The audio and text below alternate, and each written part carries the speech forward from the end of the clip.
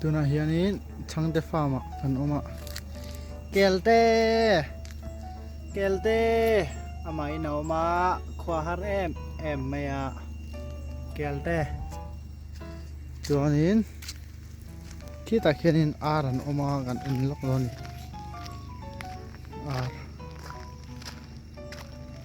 ar le zo ten om boka an khwa har thai em maya changte farm tak thei to lo ni tun na ri chuan so ta sanin so alo muwa kan bili miawi ve chefe bibi te ta himua no mati em mai ni ko tui de na mo hai poi ma hian ama hian na oma tlei khop maya zo te pui dangan om si lawa ko har the em mai ni me hring hin ngei na khop maya chei lai te kan bula kher hian ron kala kel po ni thau chu tiang chuan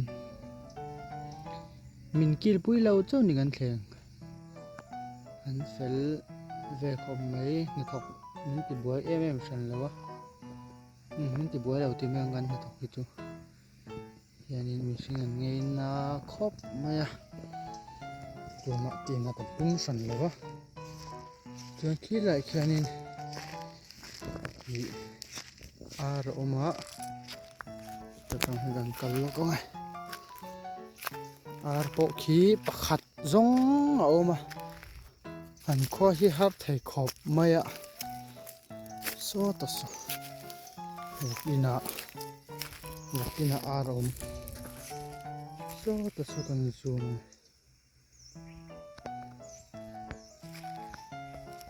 ape ar pui ar pa zo kak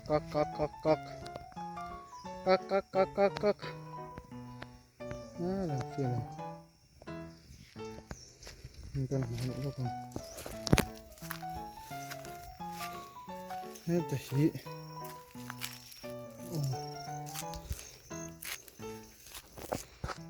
tik so ama hian om lok me tin in khwa hiar thei khop maya ar pa chona mai na ma zote anu ania kel kha apa ni boka kan asan thuin ar pakhat kel pakhat le zote pakhat no ma an khwa har aning tian an pathum hian aning kom thina chang hi chuan an lim ve thei khop maya tiang de chu kan tun din mun ani a an ko pui tu ron do nei duin om chuan a do nei reng ani kan sei sa mani chu chuan he lai hian zong ta kung oma zong ta in ron do nei chuan zong ta ki free gift don ni kan azar kan lo to la oma khen huna khenin du chuanin ei thema ro chu hunero phalani lawa babu lo chawa chuanin hete se tok om boka he se tok kung se tok po ki akuga ki chuan du ta kin ei thinga maro chu a hon thei lo ani chuanin heta hianin varak om thina ai po varak po hi an lo bo thina changin thenin an lo ru nge sai na la ti po kan thri chiang thei lawa chuan helai sai ar om thin kha nia video ma san muanga sai ar kha om thina mar sai na lo la a tiang de chu kan din mun ani a hi tham nuam thei em mày à mà rồi chú na thona wangin hết cái mun ấy cần kal tắm thei to lâu mà cho nên liền năng gần mong thủy nó thế lại hít trời na anh ya committee nan bốc han mong thủy na hay cái mun hi à thổi bên nuam em mày à cho nên khu lại khu selling ani selling khua ani ya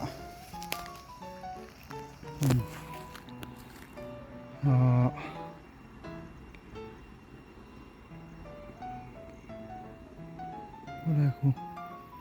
selling Presbyterian biakin ani a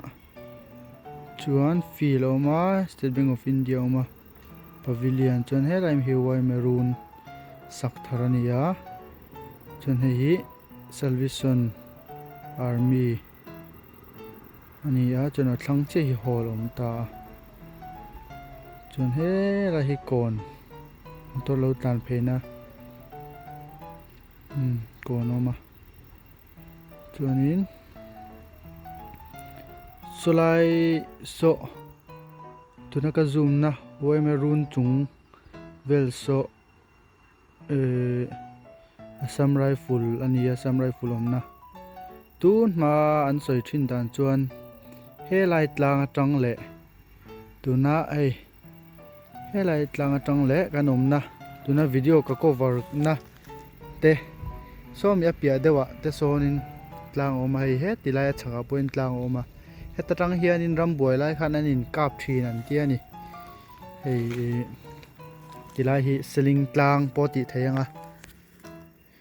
chuan so lai Assam rifle tlang nen son so tatang le tilai tlang atang hian ain kap thin ani tun ma sipei te kha mar chu tuna chuanin hei apmun mun ral muang ani to a rambuai ani to lo awangin thamo takin kan om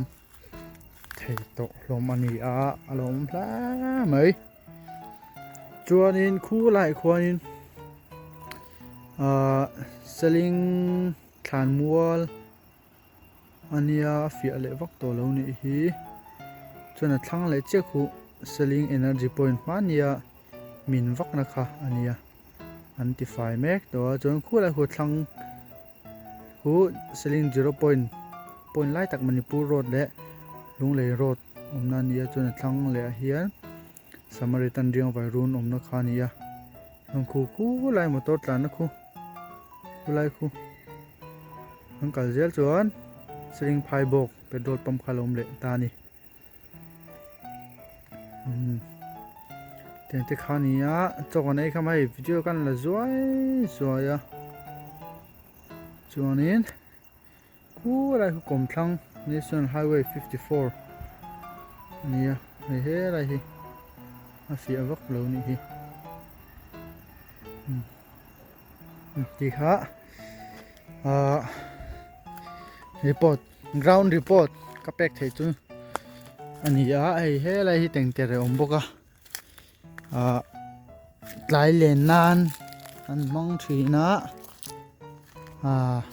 teng te re po ei tur om adu chuan ai thea maro chu kunga khin du to kin ai thea maro chu hon ero kan rem te chi ala wani poni se kha zong kha le phot me te se wa me